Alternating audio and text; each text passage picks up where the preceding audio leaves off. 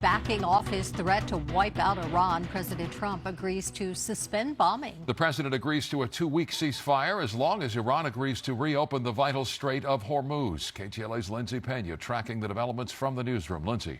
Micah, Sandy, at this point, it's unclear when exactly the ceasefire will start. Pakistan had said it would begin immediately, but there are reports that Iran has continued to fire at Gulf states and Israel.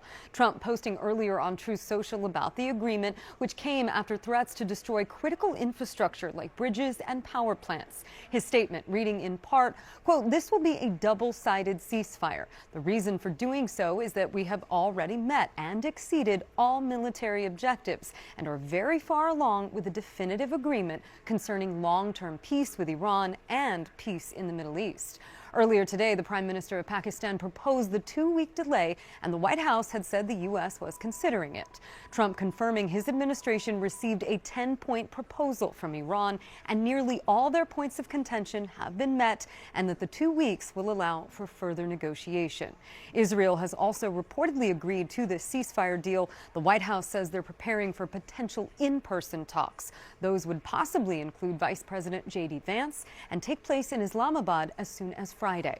Also, Iran saying there will be safe passage for vessels through the Strait of Hormuz via coordination with Iran's military. That's the latest from the News Center. Lindsay Pena, KTLA 5 News. Sandy, Micah, back to you. Lindsay, thank you. All right, with more on the ceasefire, we are joined now by retired Marine Intelligence Officer Hal Kempfer. Hal, it looks like we could be having a very different conversation tonight. We want your reaction to the ceasefire, of course, less than 12 hours after the president really threatened to wipe out Iran's civilization. Is that something the U.S. could have actually carried out? Senator, let's put it this way. That was kind of over-the-top rhetoric.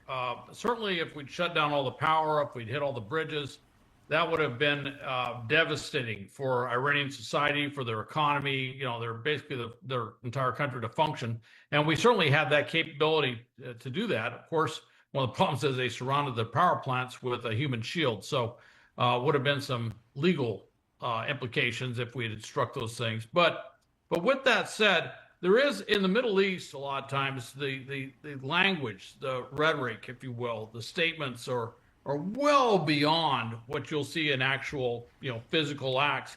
We tend to do the opposite in the West. Many times we will speak softly and carry a big stick, and that's what we're kind of used to. Interestingly, whereas the president is taking a lot of flack on his language, I think that did resonate in Tehran. I think they're kind of used to hearing that sort of language. They've seen what the U.S. can do. They've seen the sort of operations we can pull off. They've seen the devastation. And it was a combination that appears to have got them to the negotiating table and agreeing to a ceasefire. So, Hal, words aside, what does the next 2 weeks look like during this ceasefire, especially when it comes to happenings in the Strait of Hormuz? Oil prices already plunging. What do you expect? Micah, they've got to follow through. They have to open up the Strait of Hormuz. That's first and foremost. Commerce, ships have to be going through the Strait of Hormuz.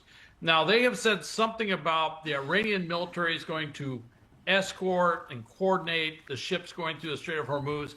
I'm not even quite sure how they could do that because I think most of their ships are gone. They don't even have escorts to do that. So that is something that they've talked about. Big question is, are all the sea lanes open? Did they mine some of those sea lanes? Does Iran know where their sea mines are? Can they actually demine it, or do we have to bring in minesweepers? There's a lot of questions on opening up the strait, but the strait's got to get open, got to get the oil, got to get the liquefied natural gas, and very importantly for a big chunk of the world, got to get all that fertilizer. It's planting season, and we want to avoid a food crisis in the fall.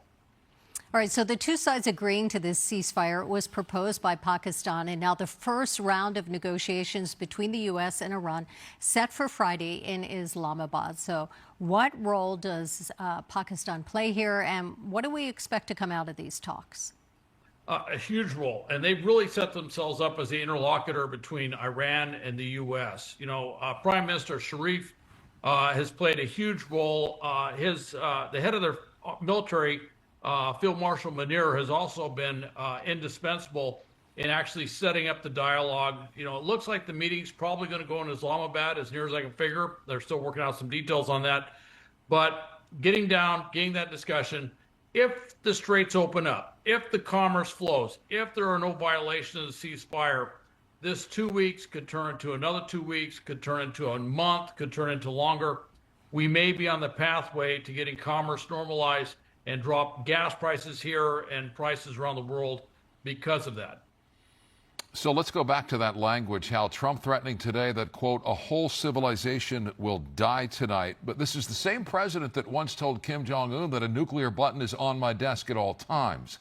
So what do you make of his language in these negotiations in particular and the ultimate results?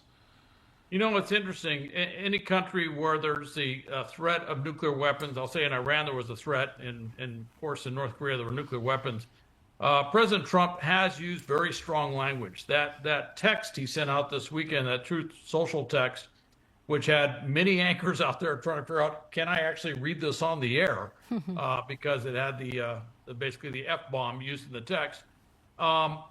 That language is strong, but in this case, it does seem to resonate. And one thing I think it was expressing is his frustration, his anger, not just U.S. capabilities, but a president who is extremely frustrated and a little bit, or maybe a lot, unpredictable. They're not quite sure where he will go, what he will do. And frankly, that may have actually kind of worked out to get this ceasefire put into effect. All right, retired Marine Intelligence Officer Hal Kempfer. Hal, thank you so much for joining us. No, thank you. Thank you.